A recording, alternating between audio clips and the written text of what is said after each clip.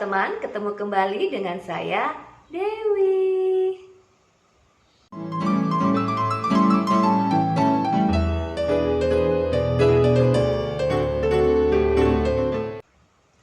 Kali ini kita akan membahas bagaimana caranya kita untuk keluar dari rasa kesepian. Nah, rasa kesepian ini selalu atau pernah menjangkiti pada masing-masing orang. Entah itu dia single, entah itu dia berpasangan. Gitu. Jadi, dia tidak memilih antara status sosial gitu ya. Pasti masing-masing kita pernah mengalaminya. Nah, sebenarnya apa sih yang dimaksud dengan kesepian itu? Nah, kesepian adalah apabila ekspektasi atau harapan kita akan support eksternal atau lingkungan sekitar kita itu tidak terpenuhi. Jadi, karena support ini tidak terpenuhi akan mengakibatkan timbulnya rasa kekecewaan. Cikal bakal timbulnya rasa kekecewaan. Nah, di sini kesepian itu bisa menimbulkan masalah yang bisa menghambat atau menghalangi kepribadian kita untuk bisa bertumbuh. Gitu. Masalah apa sih yang timbul? Nah, masalah yang timbul dari rasa kesepian adalah yang pertama, itu bisa menimbulkan stres berat. Kenapa bisa stres berat? Ya, karena apabila kita terus larut dalam kesepian dan berkubang di dalam rasa itu hidup kita merasa semakin terpuruk, hidup kita merasa tidak berguna, hidup kita merasa kita berada di bawah.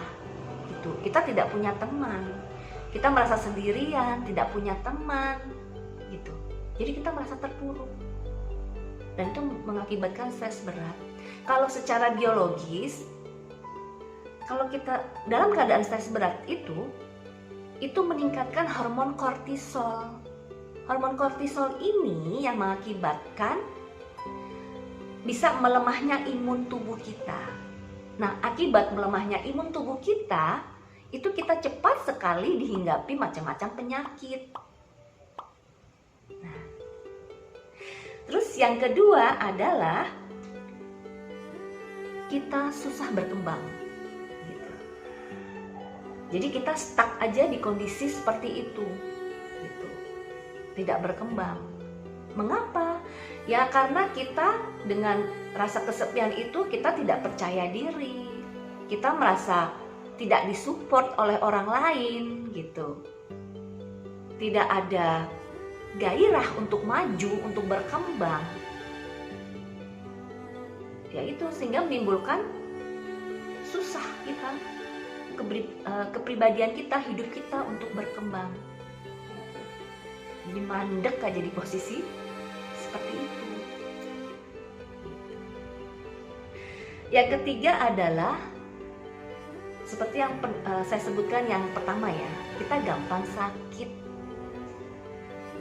Kenapa? Ya karena kesepian itu kan tercipta karena pikiran kita yang negatif, ya kan? Pikiran kita yang diri kita yang membuka bahwa kesepian itu datang kepada kita.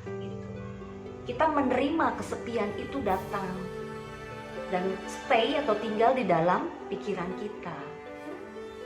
Nah, dengan stay di dalam pikiran kita itu mengakibatkan hormon-hormon di tubuh kita menjadi imunitasnya menjadi turun. Jadi kita gampang sakit. Karena apa? Karena kan 90% penyakit itu kan dalam pikiran.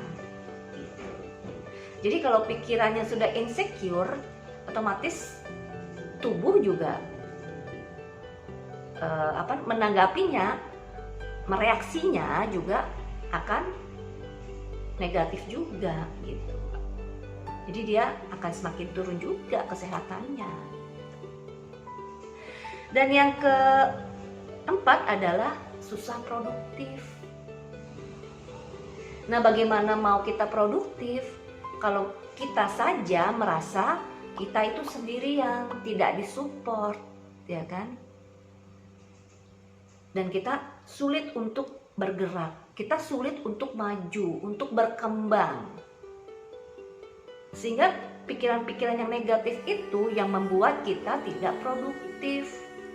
Kita tidak ada semangat, kita tidak ada gairah untuk maju dan berkembang. Nah, yang kelima, ini yang paling menakutkan ya. Dapat meningkatkan resiko kematian. Kenapa begitu?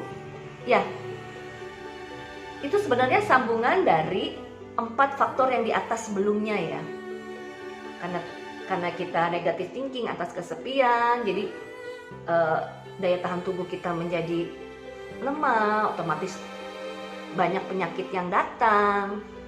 Dengan penyakit yang datang, otomatis tubuh kita jadi rentan terhadap penyakit. Karena tubuh kita rentan terhadap penyakit, penyakit yang ringan, yang tadinya ringan gitu, karena dipupuk terus, itu bisa meningkat menjadi penyakit yang berat.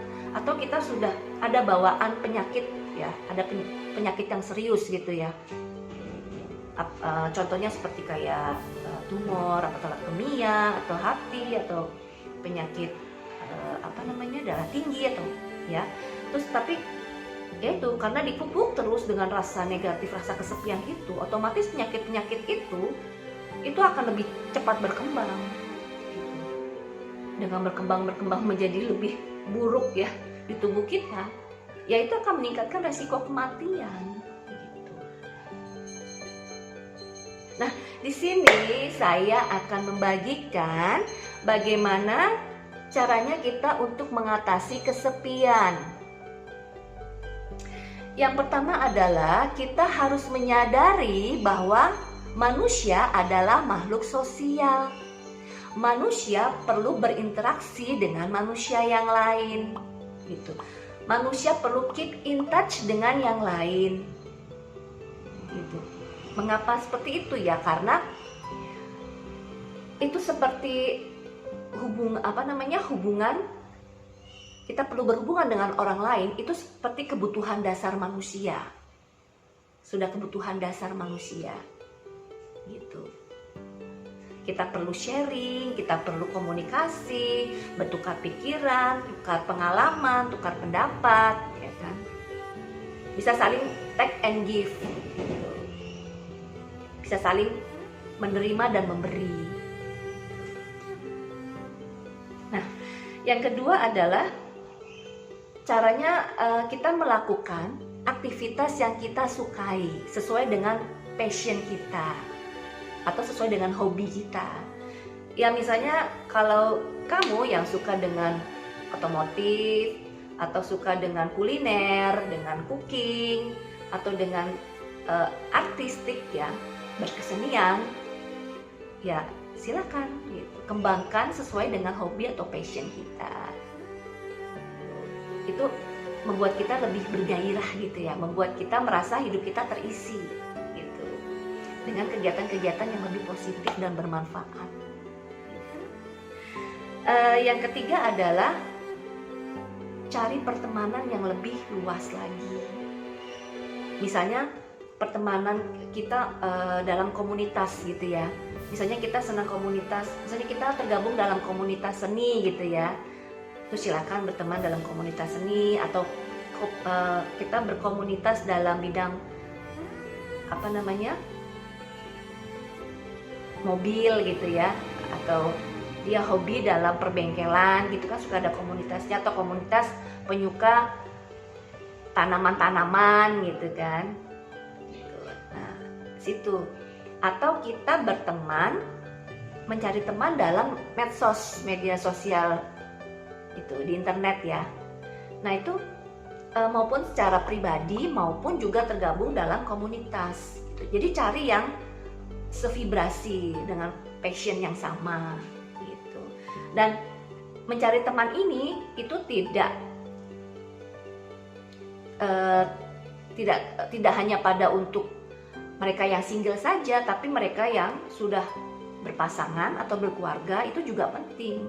Karena di sini kan tujuannya kita mencari komunitas yang baru, mencari teman yang baru, itu kan untuk menambah pengalaman, menambah wawasan, menambah pengetahuan, ya kan, menambah saudara, silaturahmi gitu. Jadi baik dilakukan bagi siapa saja gitu, ya. Yang keempat adalah kita belajar melakukan meditasi atau yoga. Nah, meditasi atau yoga ini bertujuan untuk melatih diri untuk berfokus, menemukan kedamaian diri, menemukan cinta di dalam diri. Jadi dengan kita nanti melatih diri untuk fokus, otomatis kan hidup kita, diri kita itu dipenuhi dari dalam diri itu dengan cinta, dengan damai, dengan kasih. Dan nanti pun outputnya kita bisa memberikan kasih dan cinta itu ke orang lain gitu. Jadi kita fullkan dulu diri kita dengan penuh kasih dan penuh cinta itu. Kalau kita sudah full, nah kita bisa memberi, saling memberi kasih, saling memberi cinta kepada orang lain. Nah, demikian ya teman, tips-tips dari saya bagaimana cara kita untuk melepas dari rasa kesepian. Semoga bisa bermanfaat ya. Apabila ada teman-teman yang mau kasih masukan, tips apa yang akan kita kupas untuk next konten kita, silahkan teman-teman untuk tulis di bawah video saya. Jangan lupa untuk like, share, subscribe, dan bunyikan lonceng.